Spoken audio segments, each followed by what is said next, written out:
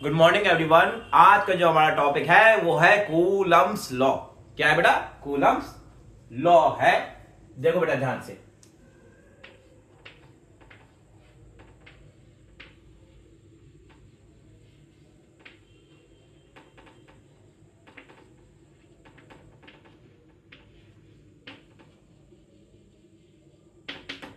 हाँ भाई, तो कूलम्स लॉ क्या है बेटा? कूलम्स लॉ के अकॉर्डिंग जैसे कि दो चार्ज पार्टिकल हैं, एक चार्ज पार्टिकल ये रहा बेटा, दूसरा चार्ज पार्टिकल ये रहा। इस पे चार्ज है हमारा Q1, इस पे चार्ज है हमारा Q2। ठीक है।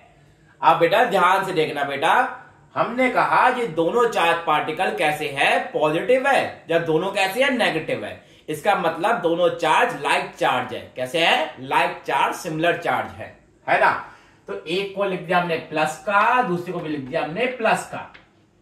अगर सेम चार्ज का नेचर, अगर नेचर चार्ज का जो नेचर है सेम है, चार्ज का जो नेचर सेम है, तो उनके बीच पे कौन सा फोर्स लगता है? उनके बीच में फोर्स लगता है रिपल्सिव फोर्स। कैसा लगता है? रिपल्सिव, है ना?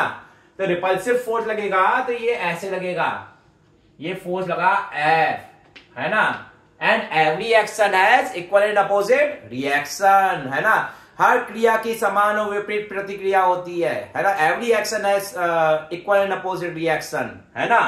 तो ये एक्शन है, रिएक्शन कहां पे लगेगा? Q1 पे। Q1 पे रिएक्शन लगा F1, F लिख दिया, है ना? हाँ भाई, इनकी बीच की दूरी कितनी है? R है। ठीक है। ये तो एक केस बन सकता है। दूसरा केस क्या बन सकता है? दूसरा ये केस है कि एक चार्ज पार्टिकल ये रहा, इसकी वैल्यू है Q1, और दूसरा चार्ज पार्टिकल है, इसकी वैल्यू है Q2, है ना? मगर इस बार Q1 हमारा कैसा है? प्लस का, दूसरा चार्ज कैसा है? नेगेटिव का। इसका मतलब दोनों चार्ज का जो नेचर है वो अपोजिट है, एक दूसरे से अपोजिट है। अगर एक पॉजिटिव होगा तो दूसरा नेगेटिव होगा, है ना? अगर ये डिसिमिलर चार्ज है, मतलब नेचर डिसिमिलर, अपोजिट चार्ज है, तो इनके बीच में लगेगा अट्रैक्टिव फोर्स, है ना? तो ऐसे करके अट्रैक्टिव फोर्स लगा F। ये हमारा एक्शन, एक्शन का रिएक्शन कहां पे? यहां पे। ये हमारा रिएक्शन है। इनकी बीच की दूरी क्या है? इनकी बीच की दूरी R है ना? यहां पे कोई दिक्कत? ठीक है। आप सुनो बेटा, जो हमारा फोर्स लग रहा है, जो इनके बीच में फोर्स लग रहा है, इस फोर्स का नाम होता है इलेक्ट्रोस्टैटिक फोर्स। क्या होता है? इलेक्ट्रोस्टैटिक फोर्स होता है। इलेक्ट्रोस्टैटिक फोर्स हमारा डायरेक्टली प्रोपोर्शनल होता है किसके? Q1 Q2 के प्रोडक्ट के। Q1 Q2 के प्रोडक्ट के डायरेक्टली प्रोपोर्शनल होता है। ठीक है। ये कूलम्स लॉ के अकॉर्डिंग है। ठीक है। और हमारा इनवर्सली प्रोपोर्शनल होता है किसके? इनवर्सली प्रोपोर्शनल होता है R² के, इनवर्सली प्रोपोर्शनल होता है। ठीक है। तो हमारा F डायरेक्टली प्रोपोर्शनल होगा किसके? Q1 Q2 divided by R² के डायरेक्टली प्रोपोर्शनल होगा। जब डायरेक्टली प्रोपोर्शनल का साइन हटेगा तो क्या आएगा? कांस्टेंट आएगा, है ना? तो F इक्वल टू हो जाएगा K Q1 Q2 divided by R² हो जाएगा। ये हमारा फॉर्मूला आ जाएगा, है ना? और इसी को कहते हैं कूलम्स लॉ। ठीक है। इसमें एक चीज आप ध्यान से समझिएगा, जो ये K है, K को क्या कहते हैं? कूलम्स कांस्टेंट कहते हैं। Coulomb's constant.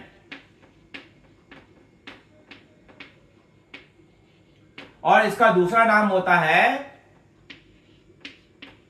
Electrostatic force constant.